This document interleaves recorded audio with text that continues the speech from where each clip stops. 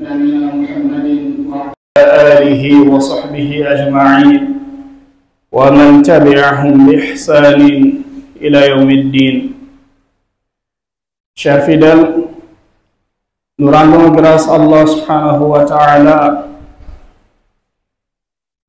qui nous a fait l'honneur, la grâce du mois de Ramadan,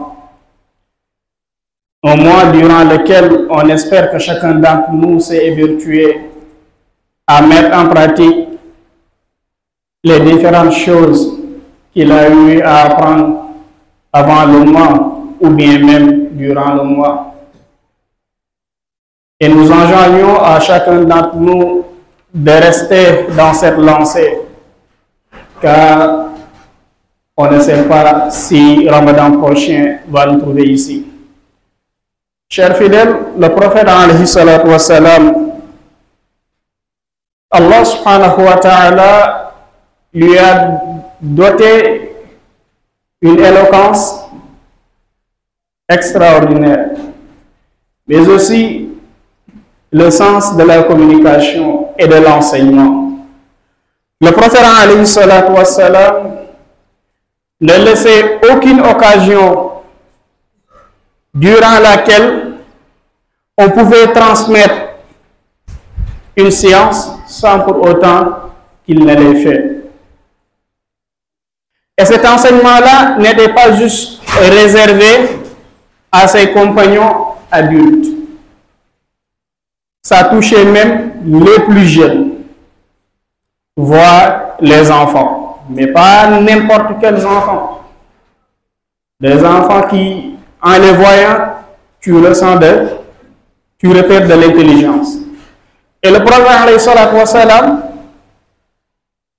connaissant cela, il accordait de l'importance à ses enfants. Et parmi ses enfants figure Abdullah ibn Abbas, radiyallahu anhuma,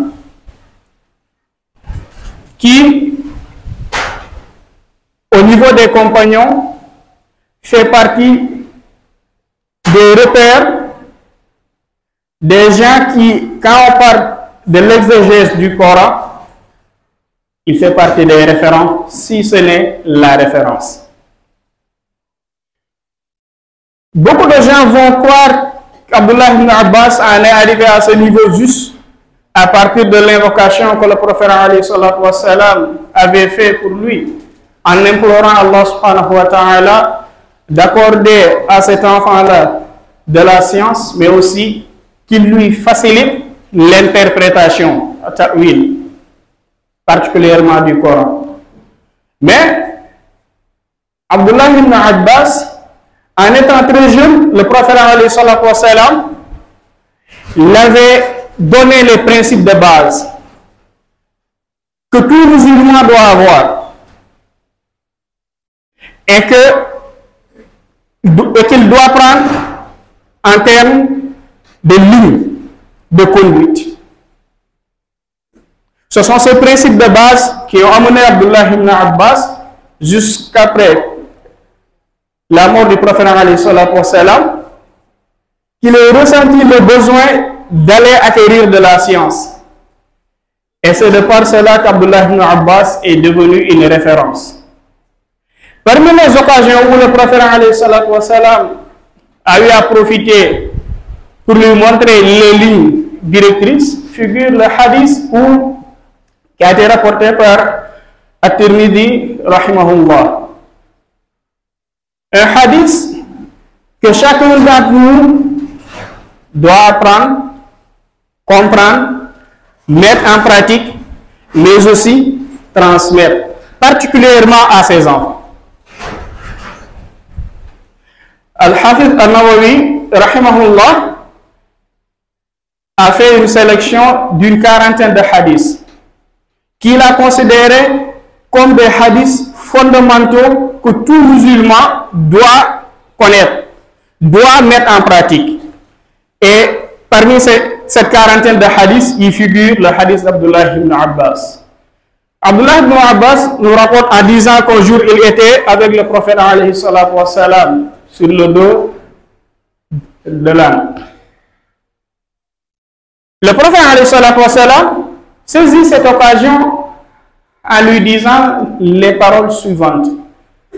Ya ghulam, inni uallimuka bi kalimatin. Ô toi, l'enfant, ô toi, le jeune, je vais t'enseigner des paroles.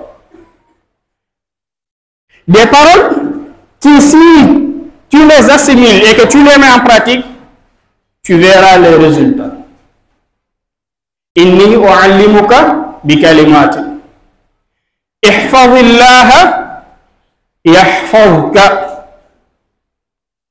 Préserve Allah et Allah va te préserver. Ihfazillaha, préserve Allah, tajidhu tujahak. Tu trouveras Allah subhanahu wa ta'ala devant toi. Ou bien, dans l'autre version, tajidhu amamak. Donc, le prophète alayhi salatu wa salam débuta les enseignements par ces deux paroles. Ihfazillaha yahfazka, ihfazillaha tajidhu tujahak. Il continue. Idha sa'alta fas'alillah. Et lorsque tu demandes, lorsque tu invoques, demande Allah, invoque Allah. Wa idha sta'anta fasta'in billah. Et lorsque tu recherches de l'aide, lorsque tu implores du secours de l'aide, demande ça à Allah subhanahu wa ta'ala. Il continue. Wa'alam, en attirant son attention, et sache, annal ummata, si toute la communauté, la wijtama'at, s'est regroupée, ou bien se regroupe, ala an yanfa'uka bi shay'in, afin de te faire profiter d'une chose, lam yanfa'uka, ils n'y parviendront jamais, illa bi shay'in qad katabahu Allahu lak, si ce n'est que cela soit une chose qu'Allah subhanahu wa ta'ala avait déjà prédestiné, t'avait déjà prédestiné. Il continue, le sens contraire. Et si cette communauté encore, le monde entier, se ligue,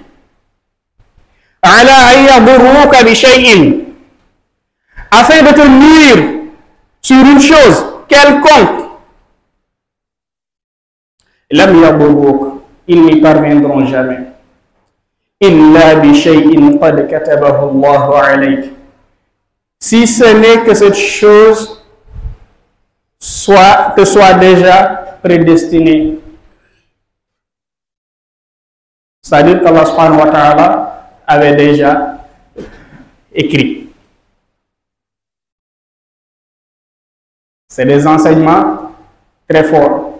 Et le prophète alayhi salatu wa salam continue en insistant sur ce point, et nous y reviendrons, car c'est un point capital. Il précise en disant Rufi'atil aqlamu, la plume a été levée, wa juffati suhuf, et les feuilles ont séché. C'est-à-dire quand on écrivait avec l'encre, tu écris et après tu patientes pour que le papier ou bien le support utilisé au niveau de l'écrit, que ce support-là sèche. Ce hadith est capital. Et j'enjoins à chacun d'entre nous de l'apprendre, de le mémoriser, de comprendre l'essence que renferme le hadith, car il y trouvera beaucoup de bénéfices.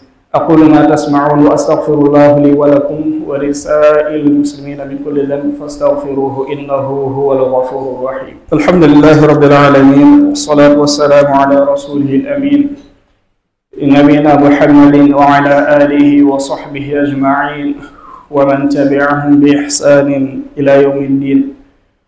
mbokk jullit yi gannaaw ba ñu santee borom subhanahu wa taala julle ko sëlmal ci yonentam Muhammad salawatullahi wa salaamuhu alayhi, ñu ngi dénk suñu bopp di leen dénk ragal yàlla, xam ni loolu mooy li muccal jaam bi fii ci àdduna, waaye tamit moom mooy koy muccal fi nga xam ne moom mooy alaxira. lépp loo xam ne jaam bi mu ngi koy wut ci àdduna te ragal yàlla lalu ko, loolu toskere lay nekk ñeele ko keroog yowmal qiyaama. boo ko jullit yi yonent bi alayhi salaatu wasalaam borom bi def ko mayoon mu mën a jàngale, waaye njàngaleen waxtu woo xam ne gaar na mu yëg ni waxtu wi nii xam-xam mënees na cee jàll, daf koy jàllale. mën a jàngale moo tax ba alayhi salaatu wasalaam njàngaleen jagleelu ko woon ñi nga xam ne mooy saxaabaam yu mag yi, ñi nga xam ne dañoo âgé woon, waaye même ndaw ñi yi nga xam ne ay xale lañ ci boppam dañoo bokk ci li nga xam ne moom mooy njàngale boobu. bokk na ci li nga xam ne day firndeel lu ni mel mooy yonent bi alayhi salaatu wasalaam ab bés ànd naa ki nga xam ne moom mooy Abdullah ibn Abbas. te bu ñu waxee la dañu xam ne kon Abdullah ibn Abbas ci xale yi la bokkoon ci jamono yonent bi alayhi salaatu wasalaam radiyallahu anhuma. Abdullah ibn Abbas radiyallahu anhuma muy nettali ne bés ànd naa yonent bi alayhi salaatu wasalaam mu war la nga xam ne moom mooy mbaam sëf. ba mu ko waree fekk maa ngi toog ci peggam alayhi salaatu wasalaam wax ma kàddu yii nii mu ne ma yaa gulaamu, ay yow gone gi, inni uallimuka bi kalimatin, maa ngi lay jàngal ay kàddu, maa ngi fas yéene xamal la ay mbir yoo xam ne boo ci taxawee danga am ngërmande sa borom fii ci àdduna, waaye da nga ko am fa nga xam ne moom mooy alaaxira. mu di mbir yoo xam ne war nga cee bàyyi xel bu baax a baax te nga jiital ko ci lépp loo xam ne yaa ngi ciy dugg ndax sàgganee ko rek day am ay répercussions yu catastrophique ci li nga xam ne moom mooy sa pas-pas, waaye tam ci sa dund. mu ne ko ihfadillaha yahfadka, wattul yàlla, yàlla wattu la. ihfadillaha tajidhu tujaahak, watul yàlla danga ko fekk sa kanam. ibnu rajab rahimahullah ba mu ñëw ci jaamiul ulum wal xikam dafa yaatal lool ci expliquer xadis, yaatal ci lool, faram fàcce ko bu baax a baax ba muy sharxe li nga xam ne mooy al arbauna an-nawawi. ihfadillaha yahfazka bokk na ci li nga xam ne borom xam-xam yi fiiree nañ ko. watul yàlla, yàlla wattu la. nit ki dana ne ana nan lay wattoo yàlla, ñu la wattul yàlla mooy lan? wattul la nga xam ne sa borom subhanahu wa taala wàccee na ko te jullit bi war cee tënku. te yooyu suñ ko defee, suñ ko xaajee ñaari pàcc lay ne. ba jiitu mooy yi nga xam ne ay digle la, beneen bi mooy nekk la nga xam ne dañ koo tere. kon jullit bi na muy wattoo yàlla ca ya ñuy digle mooy nan? taxawu ci jëfe kémtulaay kàttanam. lépp loo xam ne digle borom subhanahu wa taala la nga xam ko, jullit bi dafa war a góorgóorlu ba sekk ay jéego jëm ci lu ñu mel.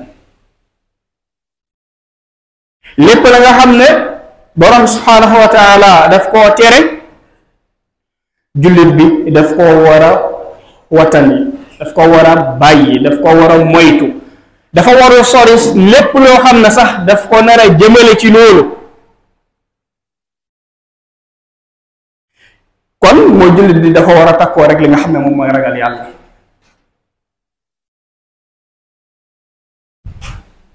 comme ni ko alayhi salaatu wasalaam waxee ittaqillaha xaytu ma kunt, ragalal yàlla fépp foo ne.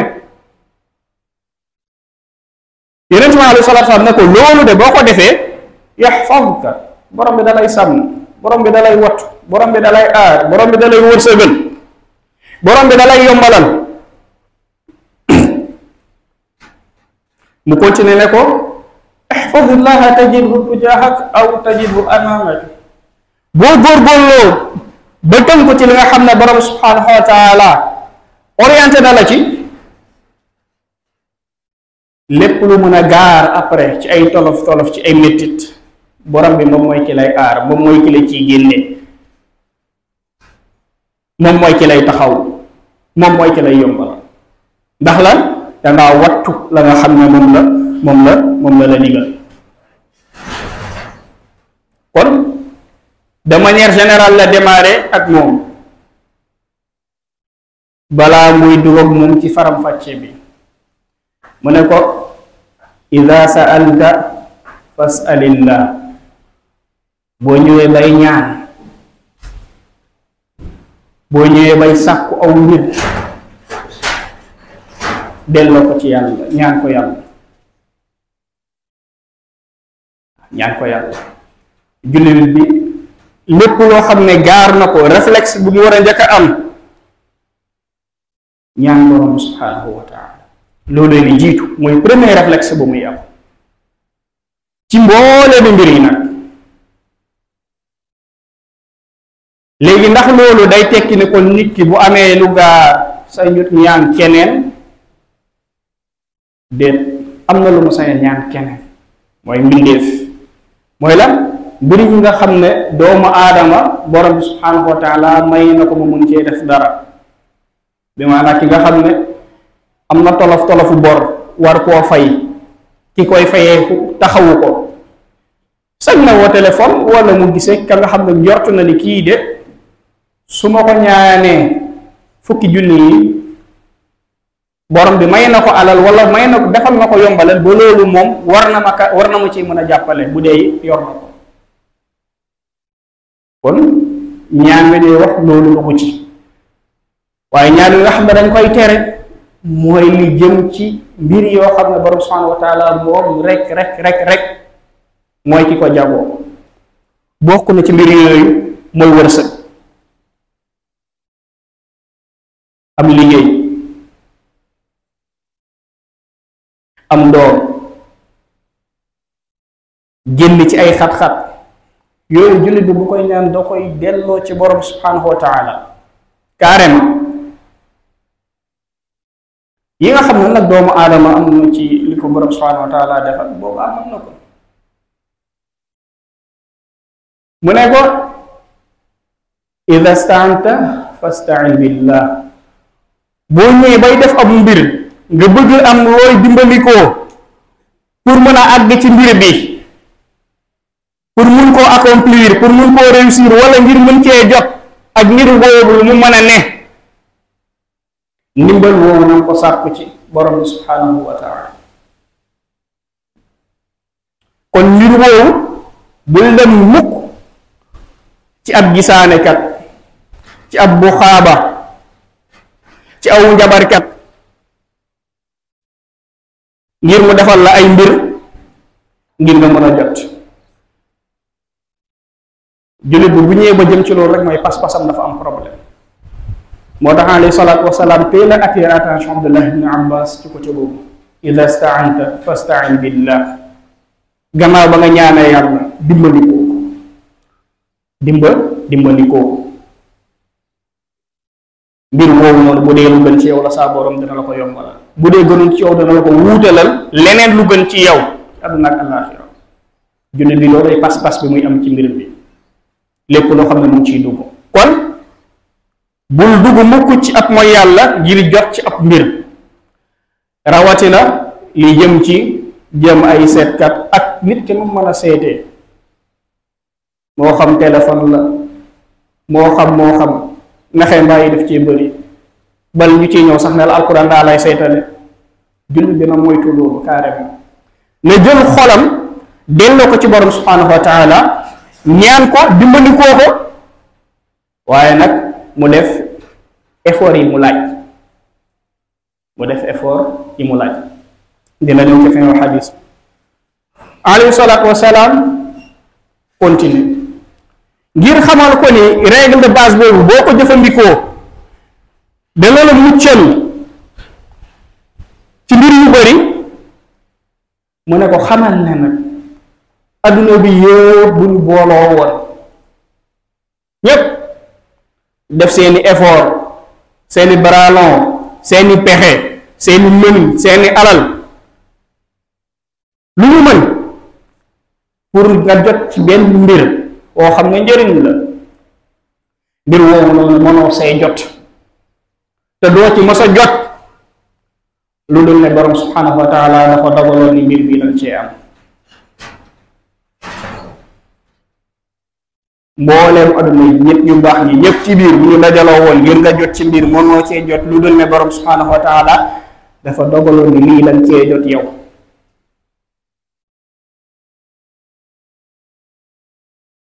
toujours muy leeral par rapport ak li mu ne booy ñaan ñaanal yàlla booy dimbali ko dimbali ko yàlla mu ne ko xamal ni bu nit ñëpp booloo woon seeni pexe seeni mënin ngir lor la ci wenn mbir ak mbir moomu lu mu mën a ne mënuñu la cee lor lu dul ne borom subhanahu wa taala dafa dogaloon ni mbir bii nii de bés tel heure tel période tel circonstance tel dina daje ba lii dina dal sa kaw ci kaa boobu rek lay mën a ne kon nag ma leeralal ko ne ko rufiatil aqlaamu wa juffati suhuf xamal ni xalima bi doon bind ndogal tegge nañu xalima ba bind yi wow nañu waaye li mu wax nii yëpp ki ko dégg dana ne ah kon man moom xaaral ma toog rek tegale samay tànk yàlla lu mu dogal ci man danaa ko am kenn mënu maa lor kenn mënu maa jëriñ ku dul borom subhanahu wa taala kon danaa toog tegale samay tànk déedéet islam ci ñaari xaat lay demee ci buntu boobu li nga xam ne jëfu xol la ak la nga xam ne cër yi la boo ñëw ci jëfu xol la la naan lépp jël ko nga delloo ko ci borom subhanahu wa taala waaye nag mbir mi bu laajee nga sekk ay jéego woote téléphone dem jàng dem réviser bind sa CV déposer dox fay jël oto paas dem yooyu nag da nga koy def moom yooyu moom da nga ko def de islam jàngalewul yaafuus alayhi salaatu wasalaam yarul saxaaba mi ci yaafuus déet da ngay jug def te képp ku ñun ku naan gëm na yàlla ñooñu seen ngëm yàlla ak sa bos dañ ko mënut a nattale te ñooñu dañ doon def effort yi kon ñu bàyyi ci xel bu baax a baax moo wax ci beneen riwaaya mu leeral la ko ne ko waalam anna al nasra maa sabr xamal ni nag li nga xam ne moom mooy victoire mënoo say jot lu dund dana laaj muñ kon day fekk def nga effort li ñu junj sànq wa anna al faraja maa al karb xamal ni nag boo ñëwee mbir mi moom nga jékki-jékki am benn ubbeeku déedéet waaye day ànd ak nag metti tuuti waaye metti boobu day laaj nga muñ nga gërëm waaye xamal ni tamit wa anna maa al usri yusra mbir yi lu mu metti xamal ni bës a ngi ñëw te soriwut dana nekk loo xam ne lu yomb la ci yow danga cee jot waaye yooyu yépp nag faxel ba la mu tàmbalee ci xadis ba taxool ragal yàlla taxaw ci ay ndigleen moytu li nga xam ne moom mooy ay tere yu ni mel li nga xam ne borom bi dogal na ko ci àdduna nga war cee jot danga cee jot aqul allahumma habib ilayna al iman wa zayyinhu fi qulubina wa karih ilayna al kufra wal fusuqa wal isyan waj'alna allahumma min ar-rashidin اللهم ربنا اتنا في الدنيا حسنه وفي الاخره حسنه وقنا عذاب النار ربنا لا تزغ قلوبنا بعد إذ هديتنا وهب لنا من لدنك رحمه انك انت الوهاب اللهم صل على محمد وعلى ال محمد كما صليت على ابراهيم وعلى ال ابراهيم انك حميد مجيد وبارك على محمد وعلى ال محمد كما باركت على ابراهيم وعلى ال ابراهيم انك حميد مجيد قم الى الصلاه يرحمكم الله N'oubliez pas de vous abonner et d'activer la cloche de notification.